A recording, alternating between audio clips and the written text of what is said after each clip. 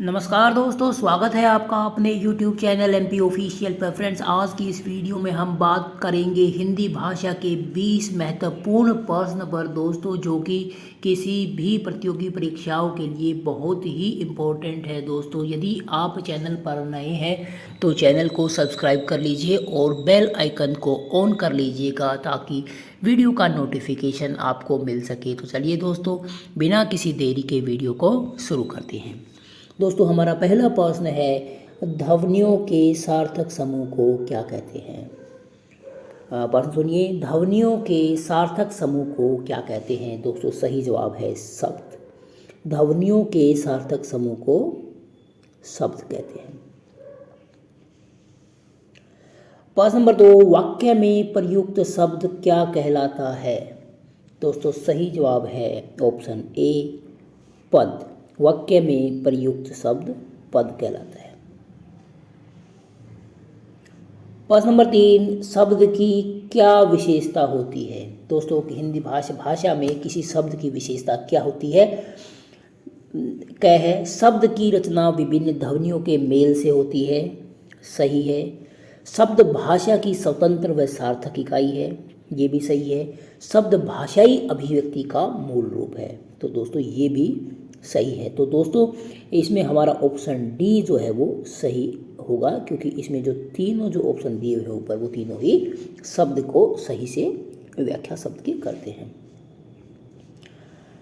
प्रश्न नंबर 4, संस्कृत के जो शब्द, दोस्तों इंपॉर्टेंट क्वेश्चन है, ध्यान सुनिएगा। संस्कृत के जो शब्द जो के त्यों हिंदी में प्रयोग किए जाते हैं, उन्हें क्या कहते हैं? दोस्तों, सही जवाब है ऑप्शन ए, तत्सम शब्द।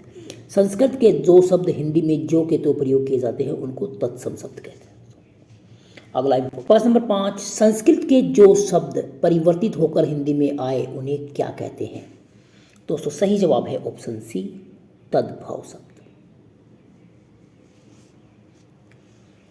अगला प्रश्न, जो शब्द आम बोलचाल की बोलियों से हिंदी में आए, उन्हें क्या कहते हैं? दोस्तों, उन्हें हम कहते हैं देशज शब्द। जो आम बोलचाल की भाषा से, बोलियों से हमारे पास हिंदी में आए हैं, उनको हम देशज शब्द कहते हैं। Option B. प्रश्न नंबर 7, रचना के आधार पर शब्द का भेद नहीं है। दोस्तों, रचना के आधार पर शब्द के भेद हैं रूढ़, योग रूढ़ और यौगिक। पर्यायवाची जो है वो शब्द का भेद नहीं है, इसलिए ऑप्शन डी। प्रश्न नंबर 8, जो शब्द दूसरे शब्दों के योग से न बने और जिनके सार्थक खंड न हो, उन्हें कहते हैं। तो ध्यान सुनिएगा, जो शब्द दूसरे शब्दों के योग से न बने हो तथा उनके सार्थक खंड न हो, उन्हें क्या कहते हैं? दोस्तों, सही जवाब है रूढ़ शब्द। वो रूढ़ शब्द होते हैं। अगला इंपॉर्टेंट क्वेश्चन, जो शब्द दो शब्दों के योग से बने हो, उन्हें क्या कहते हैं? दोस्तों, जो शब्द दो शब्दों के योग से बने होते हैं, उनको हम कहते हैं यौगिक। Option A. प्रश्न नंबर 10, जिन शब्दों में लिंग, वचन, कारक आदि का कारण परिवर्तन हो जाता है, उन्हें क्या कहते हैं? दोस्तों, जिन शब्दों में लिंग, वचन, कारक आदि के कारण परिवर्तन हो जाता है, उन्हें क्या कहते हैं? उन्हें हम कहते हैं विकारी शब्द, विकार। प्रश्न नंबर 11, जिन शब्दों में मुंह के मूल रूप में विकार नहीं होता है, उन्हें क्या कहते हैं? दोस्तों, सही जवाब है ऑप्शन सी, अविकारी शब्द। जिनमें विकार नहीं होता, उनको अविकारी शब्द कहते हैं। अगला प्रश्न देखिए, क्रिया की विशेषता बताने वाले शब्द को क्या कहते हैं? दोस्तों, इंपॉर्टेंट क्वेश्चन है, आप भी इसका आंसर देने की कोशिश कीजिएगा। क्रिया की विशेषता बताने वाले शब्द क्या कहलाते हैं या उसको क्या कहते हैं? दोस्तों, तो क्रिया की विशेषता बताने वाले शब्द को क्रिया विशेषण कहते हैं। ऑप्शन सी, जो शब्द क्रिया की विशेषता बताए, उनको क्रिया विशेषण कहते हैं, याद रखिएगा। प्रश्न नंबर 13, वाक्य के पूर्ण होने पर किस विराम चिन्ह का प्रयोग किया जाता है? वो दोस्तों, जब हमारा कोई हिंदी का वाक्य पूरा हो जाता है, तो उसमें जो है कौन सा विराम चिन्ह उसके बाद में लगता है, तो इसका पता जो है वो होना चाहिए और एग्जाम की दृष्टि से भी इम्पोर्टेंट है। अल्प विराम, पूर्ण विराम, अर्ध विराम और उपविराम। दोस्तों, जब वाक्य पूर्ण हो गया है जैसा कि नाम से ही पढ़ने से ही स्पष्ट हो जा रहा है, तो उसमें हम पूर्ण विराम का प्रयोग करते हैं, ऑप्शन बी। प्रश्न नंबर 14, अनुस्वार क्या है? दोस्तों सही जवाब है ऑप्शन बी, अनुस्वार है व्यंजन। प्रश्न 15, उच्चारण के स्थान की दृष्टि से अनुस्वार है। अनुसार जो है उच्चारण की दृष्टि के हिसाब से नासिक व्यंजन है, ऑप्शन सी। प्रश्न 16, अनुस्वार किसका हलंत रूप है? अनुस्वार किसका हलंत रूप है?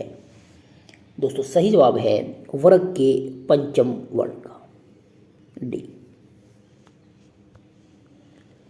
प्रश्न नंबर 17, अनुस्वार का उच्चारण होता है।